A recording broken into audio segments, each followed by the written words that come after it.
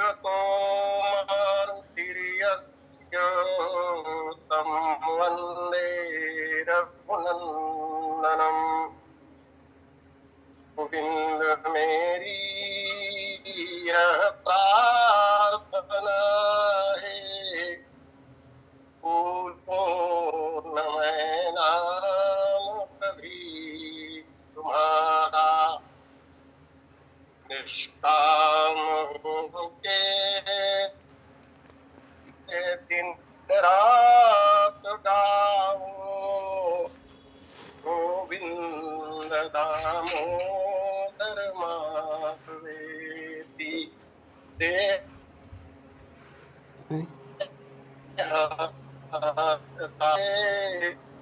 मम सामने हो बंसी बजाते मन को लुभाते, गाता यही मैं अननाथ त्यागूं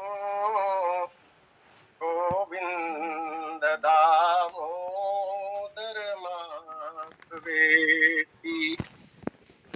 याज्ञवल्क्य भरद्वाज मुनि उमा समेत महेश बंदो तुलसीदास पुनि काग हुसुंद खगेश सिया मांडवी उर्मिला श्रुति कीरति बरबाम चार ललन चारो लली तुलसी करत प्रणाम। प्रभु अवतार कथा पुनि गाई तब शिशु चरित कहसी मन लाई। छोटी जई है मंदिर मतंग मतवारे वृंद ओठे मणि मणिका जड़ी ही रह जाएगी। तेरे तो बखाने ना चलेंगे कभी साथ तेरे, सेना चतुरंगिनी खड़ी ही रह जाएगी। ये रे नादान तू सोच न कर इन सभी का, सारी संपदा तेरी धरी ही रह जाएगी। जब तुम जरोगे चिता में बैठ ज्वाला बीच, तो बाला चित्रशाला में खड़ी ही रह जाएगी। बाला चित्रशाला में खड़ी ही रह जाएगी। धरणिधर ही मन धीर कह बिटंची हरिपद सुमिरो, जानत जन की पीर प्रभु भंजहि दारुण विपति। लिए लखन सिया रामचंद्र की जय।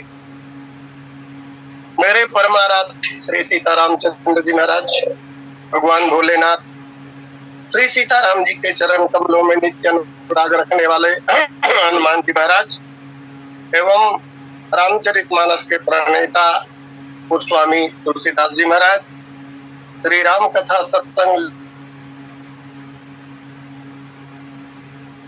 लिंग से अर्चनीय वंदनीय पूजनीय माताओं तथा बहनों, कार्यक्रम के संयोजक एवं संचालक आदरणीय पटेल जी एवं आज के प्रथम लिंक के वक्ता आदरणीय आयुराज सिन्हा जी, पुनश्च द्वितीय लिंक के वक्ता हमारे प्रेरक पूज्य बड़े गुरु जी, आइए परमात्मा श्री राम की असीम अनुकंपा से जो समय प्राप्त हुआ है उस प्राप्त समय का सदुपयोग करने का प्रयास करें।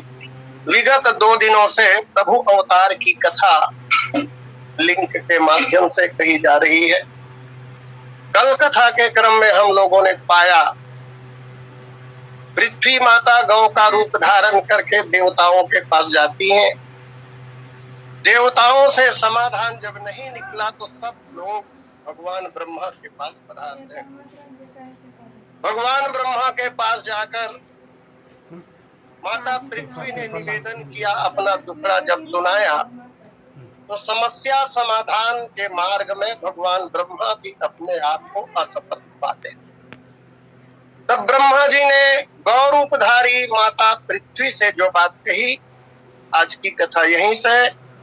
भगवान ब्रह्मा ने कहा, धरणी धरणी मन धीर, कह बिरंची हरि पद सुमिरु।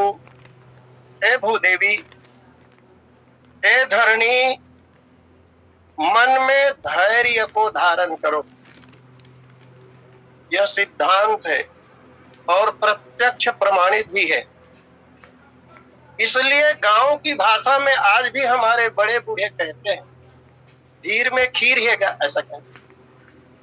धैर्य का फल बहुत मधुर होता है, धैर्य का फल बहुत मीठा होता है।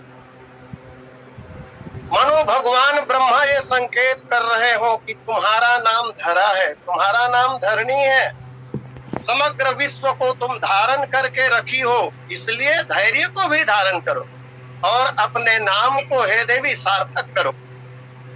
जब समग्र विश्व को तुमने धारण किया है तो तुम्हें धैर्य भी धारण करना चाहिए, क्योंकि धैर्य धारण करने से जीवन मधुर होता है।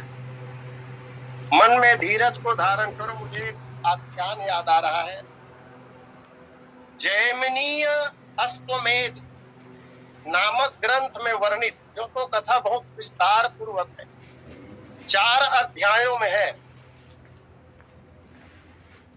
और यह कथा परिवर्तित रूप में भी जनमानस में कही पढ़ी सुनी जाती है। जैसा कि जैमिनी अश्वमेध में कहा, तदनुसार बहुत संक्षेप में मैं उस बात को कहूं, यह धैर्य की पराकाष्ठा वाली कथा है। जीवन में धैर्य के आ जाने पर क्या होता है, इसका निर्देशन इस कथा में किया गया है। रत्नपुर नामक नगरी में एक बड़े ही धार्मिक राजा राज्य करते थे। उस राजा का शुभ नाम मयूरध्वज, जिसका परिवर्तित नाम हम लोग मोरध्वज भी सुनते पढ़ते। इस ग्रंथ में उनका नाम लिखा गया मयूरध्वज। ये उन दिनों की बात है जिन दिनों में पांडव थे, महाराज युधिष्ठिर का शासन चल रहा था। धर्मराज युधिष्ठिर ने अश्वमेध यज्ञ करना चाहा और उसके लिए घोड़ा छोड़ा, यज्ञ का घोड़ा। यज्ञ के घोड़े की सुरक्षा का भार गांडीवधारी अर्जुन और भगवान श्री कृष्ण को दिया गया। ये घोड़े की सुरक्षा में चल रहे थे और गजब की बात यह कि जिन दिनों में महाराज युधिष्ठिर ने घोड़ा छोड़ा, उन्हीं दिनों में महाराजा मयूरध्वज भी अश्वमेध यज्ञ कर रहे थे। उन्होंने भी घोड़ा छोड़ा और उनके साथ मयूरध्वज महाराज के घोड़े के साथ उनका पुत्र, जिसका नाम था ताम्रध्वज, वो सुरक्षा में चल रहे थे। ऐसा हुआ, घोड़ा पृथ्वी की परिक्रमा करता हुआ जब आगे बढ़ा तो मणिपुर नामक देश में, मणिपुर नामक राज्य में दोनों घोड़े मिल गए, दोनों सेनाएं भी मिल गई। अब दोनों प्रतिद्वंदी हो गए, क्योंकि अश्वमेध यज्ञ जब किया जाता है तो पट्टिका लगी होती है घोड़े के मस्तक पर, विश्व विजय के निमित्त यह यज्ञ होता है। अब वहां पर संग्राम छिड़ गया।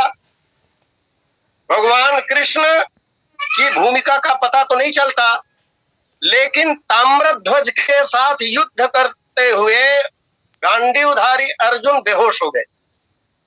और जब अर्जुन बेहोश हो गए तो ताम्रध्वज ने महाराज युधिष्ठिर के अश्वमेध के घोड़े को पकड़ लिया और दोनों घोड़ों को लेकर अपने पिताजी के पास पहुंचे। उनके पिताजी महाराज मयूरध्वज भगवान कृष्ण के बड़े भक्त थे। ताम्रध्वज ने जब उस घोड़े को प्रस्तुत किया तो ये बात अच्छा नहीं लगा महाराज मयूरध्वज, लेकिन अब घटना तो घट चुकी है, किया क्या जा सकता है। इधर अर्जुन को जब होश आया तो देखा घोड़ा है नहीं। भगवान कृष्ण सब बात जानते थे, लीलाधर नहीं, लीला तो रचा रहे हैं। तो भगवान कृष्ण ने साधु का रूप धारण किया, अर्जुन भी साधु बने और ये दोनों के दोनों महाराज मयूरध्वज की राजधानी में पधारे। महाराज मयूरध्वज ने आतिथ्य सत्कार किया और आने का कारण पूछा, कई कारण आगमन तुम्हारा। तब साधु वेशधारी भगवान कृष्ण ने कहा कि हे राजन, मेरा एक ही बेटा है और मेरे बेटे को एक शेर ने पकड़ लिया है। मैंने शेर से बहुत प्रकार की प्रार्थना की कि तुम्हें भोजन के लिए मांस ही यदि चाहिए तो तुम मेरा मांस खा लो, लेकिन मेरे पुत्र को छोड़ दो। लेकिन मेरी विनती उस शेर ने नहीं मानी। बहुत गिड़गिड़ाया मैंने और तब अंत में शेर ने एक शर्त रख दी। उन्होंने कहा, हे ब्राह्मण देवता, यदि तुम महाराज मयूरध्वज के शरीर का, वह भी दक्षिण भाग का, दो भाग होते हैं शरीर के, एक बायां दूसरा दाहिना, तो महाराज मयूरध्वज के दाहिने अंग का मांस अगर तुम लाकर दे सको तो मैं तुम्हारे पुत्र को मुक्त करने के लिए तैयार हूं, अन्यथा ग्रास बनाऊंगा। हे महाराज, मेरा एक ही बेटा है, मैंने सुना है आप बड़े धर्मात्मा हैं और इसीलिए मैं आपके पास आया। महाराज मयूरध्वज तैयार हो गए। महाराज मयूरध्वज, अच्छा एक बात और कही थी कृष्ण ने साधु वेश में कि तुम्हारे शरीर को तुम्हारी पत्नी और तुम्हारा पुत्र ये दोनों फाड़ेंगे आरे से, और तुम्हारी आंखों से या उनकी आंखों से आंसू का बूंद नहीं गिरना चाहिए, तब उस मांस को हम स्वीकार कर पाएंगे। महाराज मयूरध्वज ने रानी से कहा, पुत्र से कहा कि तुम मेरा शरीर फाड़ो, लोक कल्याण के लिए, परोपकार के लिए मुझे अपना शरीर देना पड़ रहा है, यह मेरे लिए सौभाग्य का विषय है। तब रानी ने कहा कि महाराज, मेरे रहते हुए आप अपना शरीर क्यों देंगे? एक बार यदि मैं न रहूं तो राज्य का कार्य प्रभावित नहीं होगा महाराज, लेकिन आपके नहीं रहने पर शासन कौन करेगा? तब महाराज ने कहा, नहीं देवी, बहुत पते की बात। महाराज ने कहा, नहीं देवी, तू मेरा बायां अंग है और शेर को बायां नहीं दाहिना अंग चाहिए। तुम तो मेरे बाएं अंग हो ना, इसलिए तुम्हारा मांस ग्राह्य नहीं होगा। पुत्र ताम्रध्वज ने कहा, पिताजी, मैं आपका आज्ञाकारी पुत्र, मेरे रहते मैं आपका अंश हूं, मैं अपना मांस देने को तैयार हूं। उन्हें भी रोका और दो खंभों के बीच में महाराज मयूरध्वज बैठ गए। महाराज मयूरध्वज ने रानी और पुत्र से कहा, मेरे सिर के ऊपर आरा चलाओ। जैसे ही आरा चलने लगा महाराज के बाएं आंख से एक बूंद आंसू टपक गए, बाईं आंख से। ब्राह्मण वेशधारी भगवान कृष्ण ने कहा, मैंने मना किया था कि आंसू की एक बूंद भी नहीं आनी चाहिए, और तुम्हारी बाईं आंख से एक बूंद आंसू टपक गया। अब यह मांस मेरा शरीर ग्रहण नहीं करेगा। वो शरीर अर्थात मेरा पुत्र मेरे हाथ आने वाला नहीं है। तुमने रोया क्यों? महाराज मयूरध्वज ने कहा, हे ब्राह्मण देवता, मेरा सिर फाड़ा जा रहा है, उस दुख के कारण मैं नहीं रो रहा हूं। मेरे रोने का कारण दूसरा है। भगवान ने पूछा, क्या कारण है रोने का? और तब महाराज मयूरध्वज ने कहा, महाराज आपको चाहिए मेरा दाहिना अंग, और जब दाहिना अंग मैं देना चाह रहा हूं तो मेरा बायां अंग कह रहा है, बहुत मार्मिक और गंभीर बात, मेरा बायां अंग कह रहा है कि बायां अंग और दाहिना अंग दोनों हम एक साथ जन्म लिए हैं। जब भी कोई आता है तो दोनों अंग एक साथ आते हैं। बायां अंग ये कह रहा है कि हम दोनों अंग एक साथ उत्पन्न हुए हैं, लेकिन ये दाहिना अंग कितना भाग्यशाली है जो आज किसी के काम आ रहा है, और मैं कितना अभागा हूं जो कि मैं शेष बच रहा हूं। इसके कारण मेरी बाईं आंख से महाराज एक आंसू टपका। कारण यह है, दुख के कारण मैं नहीं रो रहा हूं।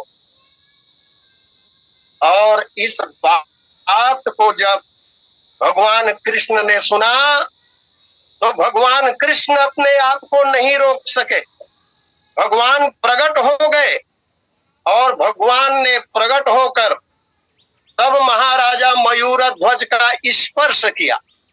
जैसे ही भगवान ने उनके शरीर का स्पर्श किया, महाराज पहले की तुलना में ज्यादा जवान, पहले की तुलना में ज्यादा बलवान, और पहले की तुलना में ज्यादा सुंदर स्वरूप को धारण कर भगवान कृष्ण ने सभी बातें बताई कि मैं तो परीक्षा ले रहा था तुम्हारी, मैं तुम्हारे ऊपर बहुत प्रसन्न हूं, तुम्हारे धैर्य की पराकाष्ठा है, ऐसा धैर्यवान कोई हो नहीं सकता राजन। अतीव प्रसन्न हूं मैं, तुम कोई वरदान मांगो।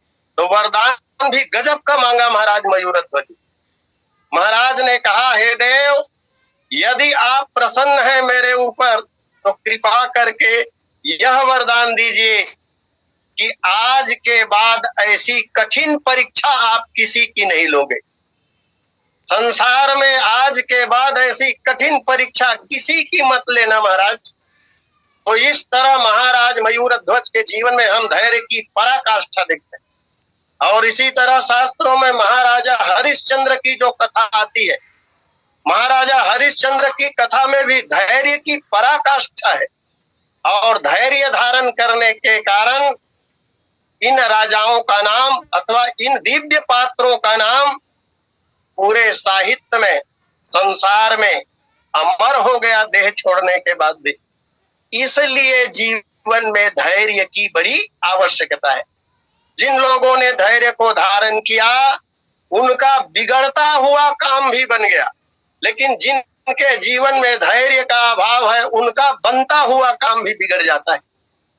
माता पृथ्वी से भगवान ब्रह्मा ने कहा, हे देवी, ये है धैर्य का महत्व। इसलिए धरनी धरहि मन धीर, कह बिरंचि हरि पद सुमिरो। हे देवी, धैर्य को धारण करके भगवान के पावन नाम का स्मरण करो, भगवान नाम का जप करो। धैर्य धारण करने से मन में पवित्रता आती है। और ऐसा भी है, भगवान नाम का स्मरण करने से जीवन में धैर्य आता है। तो भगवान ने कहा, हरि नाम दिया यहाँ पर, हरि पद सुमिरु, हरि के नाम का स्मरण करो देवी। क्लेशम हरति इति हरि, ये हरि शब्द की व्याख्या है। जो भगवान समस्त प्राणियों के क्लेश अर्थात दुखों का हरण करते हैं, इसलिए उसका नाम हरि है। और दारुण विपत्ति में भी, कठिन से कठिन विपत्ति आ जाने पर भी वो सबके दुखों का निराकरण करते हैं, इसलिए उसे प्रभु कहा जाता है। परमात्मा अथवा प्रभु दारुण विपत्ति का भंजन करने में समर्थ हैं, इसलिए अपने नाम को सिद्ध करो। जानत जन की पीर प्रभु भंजी दारुण विपत्ति, ऐसा सुझाव भगवान ब्रह्मा ने दिया। बैठे सूर सब करहीं विचारा, कह पाइय प्रभु करिय पुकारा। सब देवता लोग बैठे हुए हैं, विचार मंथन चल रहा है, विचार विमर्श हो रहा है। एक प्रस्ताव आया है, भाई बताओ भगवान कहाँ मिलेंगे, भगवान की आवश्यकता इस समय है, वो मिलेंगे कहाँ। बैठे सुर सब करहीं विचारा, विचार कर रहे हैं कि भगवान कहाँ मिलेंगे।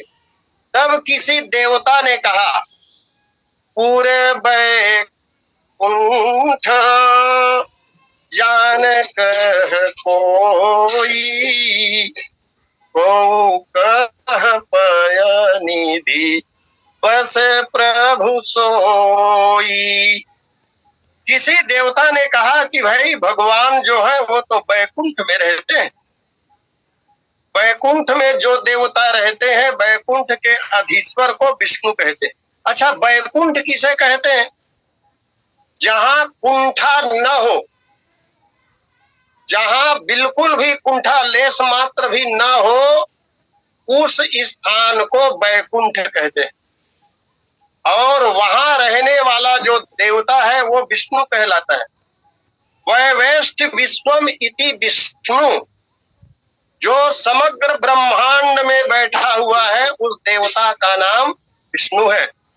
इसी तरह विशिष्टे रूपेण प्रतिपालयति सह विष्णु, जिसका विशेष रूप है, विशेष रूप से जो सुंदर है और जो श्रृंगार को पसंद करते हैं, उस देवता का नाम विष्णु है।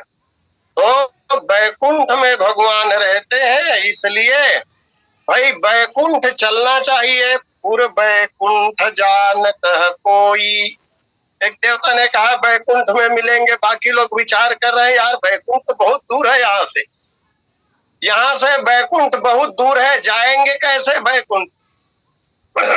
सब देवता जितने हैं वो सब पक्षपाती हैं, और एक अर्थ में जिसका जो अनुभव है, जिसे जो बात ज्ञात है, जैसा अनुभव है वैसा ही तो कहेंगे। कोहु कह पय निधि बस प्रभु सोई। किसी देवता ने कहा नहीं नहीं, भगवान जो है वो क्षीर सागर में मिलेंगे, और शास्त्र कहता है भगवान विष्णु दोनों जगह रहते हैं। वैकुंठ में रहना भी शास्त्रों से सिद्ध है भगवान का, और क्षीर सागर में रहना भी शास्त्रों से सिद्ध है। अच्छा, देवताओं ने ऐसा क्यों कहा होगा? देवताओं को ये पता है कि कभी कभी वैकुंठाधिपति भगवान विष्णु का अवतार लेते हैं और कभी कभी क्षीरसाई विष्णु का अवतार होता है। इन दोनों अवतारों के संबंध में देवताओं को ज्ञात है, इसलिए देवताओं ने कह दिया, किसी ने कह दिया वैकुंठ में भगवान मिलेंगे और किसी ने कहा क्षीर सागर में भगवान मिलेंगे। और दोनों जगह जा पाना कठिन है सामान्य तौर पर, वैकुंठ जाना भी कठिन है और क्षीर सागर वो भी दूर है। तो समाधान देवताओं के द्वारा निकला नहीं। गोस्वामी जी महाराज स्पष्ट करते हैं इन लोगों ने ऐसा क्यों कहा। जाके हृदय भगति जसी प्रीति, प्रभु कह प्रगट सदा ते ही रीति।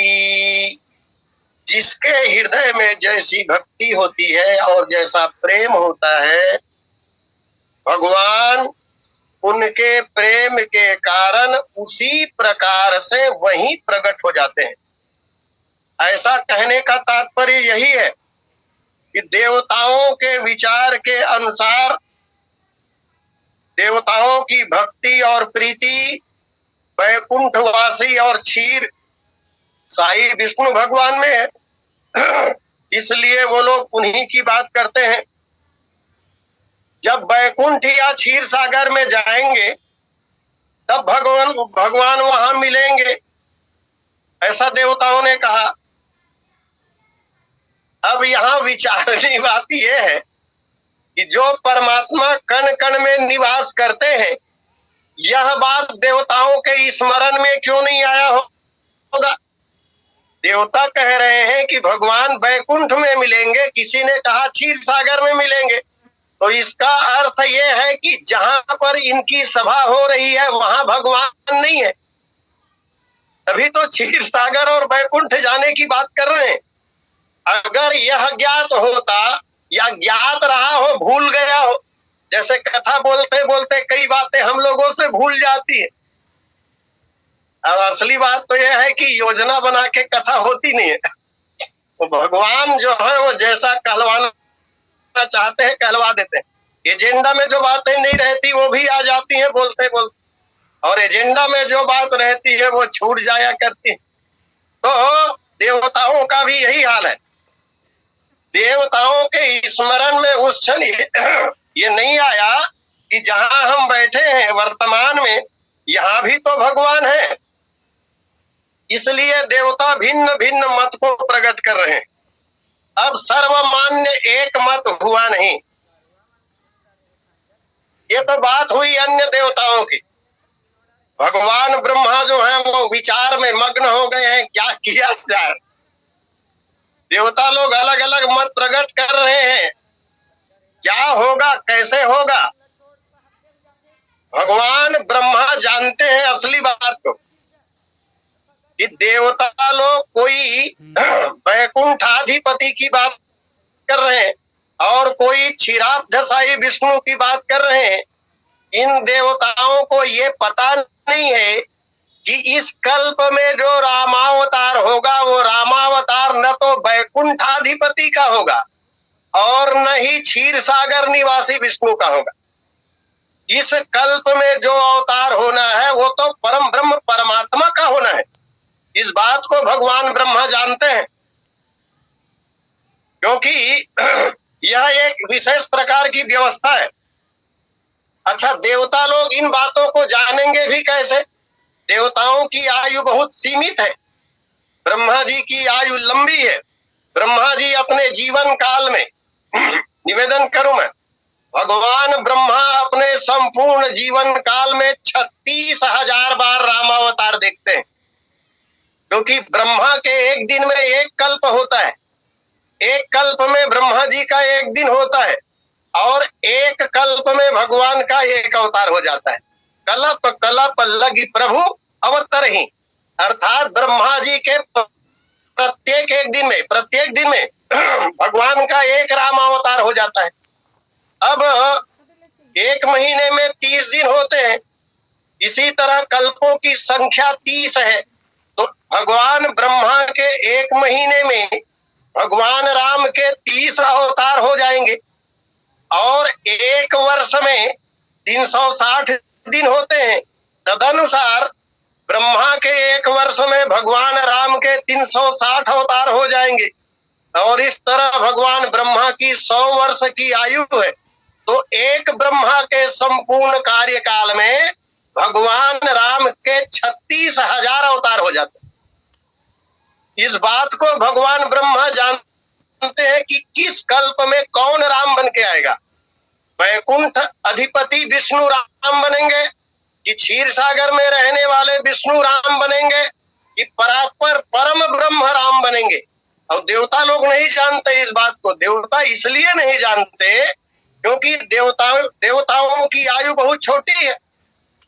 भगवान ब्रह्मा के एक दिन में 14 मनवंतर बीत जाते हैं। चर्चा और कई बार हो चुकी है, 14 मनवंतर बीत जाते हैं। इसका मतलब ये हुआ कि देवता भी 14 बार बदल जाते हैं। तो जो देवता अपने जीवन काल में भगवान के जिस अवतार के बारे में जानता है वही बात कहेगा वो। इस तरह भगवान ब्रह्मा विचार मग्न होकर सोच रहे हैं कि देवता लोग जिस विष्णु की बात कर रहे हैं उसका अवतार होगा ही नहीं। देवताओं की सभा चल रही है, उसमें रामस्त भगवान स्वयं। पद्म पुराण का श्लोक है ये, इस कल्प में केवल और केवल भगवान राम ही आएंगे। क्यों? इसलिए क्योंकि दशरथ और कौशल्या जो बने हैं वो महाराज मनु और महारानी शत्रुपा बने। तो महाराज मनु और शत्रुपा ने बैकुंठवासी या क्षीर सागर निवासी विष्णु से वरदान तो मांगा नहीं है पुत्र के रूप में अवतरित होने का। उन्होंने तो वरदान मांगा है परात्पर परम ब्रह्म साकेतवासी परमात्मा राम से। और जब राम जी ने उन्हें वरदान दिया है कि मैं अपने अंशों के सहित आऊंगा तुम्हारा पुत्र बनकर, तो साकेतवासी परमात्मा श्री राम आएंगे, न कि बैकुंठवासी या क्षीर सागर निवासी। बड़ी सुंदर बात भगवान ने कहा था, प्रगट ही जासु अंशते नाना। गोस्वामी जी महाराज भी कहते हैं, प्रगट ही जासु अंशते नाना विष्णु बिरंचि शंभु भगवाना पदरा जीव बरन नहीं जाही मुनि मन मधुप बसई जन माही। और वरदान जब दिया भगवान ने तो उस समय गोस्वामी जी महाराज कह रहे हैं भगवान अकेले नहीं है, वाम भाग शोभति अनुकूला आदि शक्ति छवि निधि जगमूला जासुवंश उपजहि गुण खानी अगणित लक्ष्य उमा ब्रह्मानी। वो देवी, वो माता सीता भगवान के साथ में विराजमान है और उन्होंने वरदान दिया है। तो भगवान ब्रह्मा विचार कर रहे हैं, जाके हृदय भगति जस प्रीति प्रभुतः प्रगट सदा तेहि रीति। हाँ, ये बात अवश्य है कि जिसके मन में जिस तरह की भावना होती है, जिसकी जैसी श्रद्धा, जैसी भक्ति, जैसा प्रेम, उसके अनुरूप वो भगवान को प्रकट करने में सक्षम हो जाते हैं। भगवान शंकर माता पार्वती को कथा सुनाते हुए कह रहे हैं कि देवी ये विचार मंथन चल ही रहा था और एक मत सर्वमत जब हुआ नहीं, देवता लोग थक हार गए ना। यद्यपि उसी समाज में मैं भी था, ते ही समाज गिरिजा मैं रहूं अवसर पाई बचन एक कहूं। हे गिरिजा, उसी समाज में मैं भी विद्यमान था, अवसर पाकर मैंने कहा। यहाँ कहने का ढंग बताया जा रहा है, अवसर मिलने पर ही समाज में बोलना चाहिए। जब तक बोलने का अवसर न आए तब तक भूल कर भी मुंह नहीं खोलने का है। भगवान शंकर कह रहे हैं कि अवसर जब मिला ना देवी, तब मैंने मुंह खोला, तब मैं बोला। पहले तो देवता लोग अपना अपना राग लाप रहे थे, उसके बीच में बोलने का मौका मुझे मिला नहीं। और जब लोग बोल रहे हो तो ऐसे समय में बोलना ठीक भी नहीं है। क्यों नहीं है? बिल्कुल व्यवहारिक बात है। एक आदमी बोल रहा हो और उसके बीच में जब बोला जाएगा तो सुनने वाला न तो ठीक से सुनेगा और न समझ पाएगा, इसलिए नहीं बोलना चाहिए। तो जब सब लोग थक हार गए ना, एक मत नहीं निकला, तब मुझे बोलने का अवसर आया, इसलिए मैंने बोला। और शिष्टता भी यही है कि अवसर आने पर बोला जाए। रामचरितमानस में इसका सुंदर वर्णन, रावण की सभा चल रही है, उस समय अवसर जानी विभीषण आवा अभ्राता चरण सीसते ही नावा। विभीषण जी महाराज अवसर पाकर ही आए। अब पुनि सिरुनाई बैठे निज आसन, तो बोला वचन पाई अनुशासन। इसलिए अवसर मिलने पर ही बोलना चाहिए, और कोई बोलने के लिए कहे, बोलने के लिए आग्रह करे, तब बोलना चाहिए। उचित अवसर पर जो बात कही जाती है, बिल्कुल व्यवहारिक दृष्टिकोण से वही बात प्रभावकारी होती है। अब बिना अवसर के जो बातें कही जाए, चाहे श्रेष्ठ ही वाक्य क्यों न फूटे, वो प्रभाव नहीं डाल पाता। तो शिव जी ने कहा कि हे देवी, मैं भी साथ में था और अवसर मिलते ही मैंने बोला। एक निवेदन यहाँ पर, पृथ्वी माता देवताओं के पास गई, देवताओं के साथ सब लोग मिलकर ब्रह्मा जी के पास ब्रह्मलोक में गए। शंकर जी कहाँ से आ गए? जब शंकर जी ये कह रहे हैं कि तेरी समाज गिरिजा में रहूं, अवसर पाई वचन एक कहूं, तो शिव जी की उपस्थिति कैसे हो गई उस समाज में, एक प्रश्न बनता है। इसका समाधान पद्म पुराण पाताल खंड में बहुत सुंदर लिखा है वेद व्यास जी महाराज ने। जब देवता लोग ब्रह्मा जी के पास गए और ब्रह्मा जी ने कहा ना, कल की कथा में बात आई थी, जाकर तय दासी सो विनाशी हमरे तोर सहाई। हे देवी, मैं भी कुछ नहीं कर सकता। तब ब्रह्मलोक से जब सब लोग चले तो भगवान ब्रह्मा ने कहा कि चलो कैलाश चलते हैं, और शंकर जी को भी साथ ले ले, क्योंकि वो जानते हैं कि भगवान राम के बड़े भक्त हैं शिव जी, समाधान उनसे जरूर निकलेगा, ये जानते थे। इसलिए कैलाश पर्वत में जाकर भगवान शंकर से अनुरोध किया और अनुरोध करके साथ लेकर चले। इस तरह भगवान शंकर की उपस्थिति बनी। आइए इसी के साथ मैं अपनी वाणी को विराम दूं, समय पूर्ण होने पर है। शेष समय आदरणीय पटेल जी को सादर। बोलिए लखन से रामचंद्र की जय। बोलिए जनता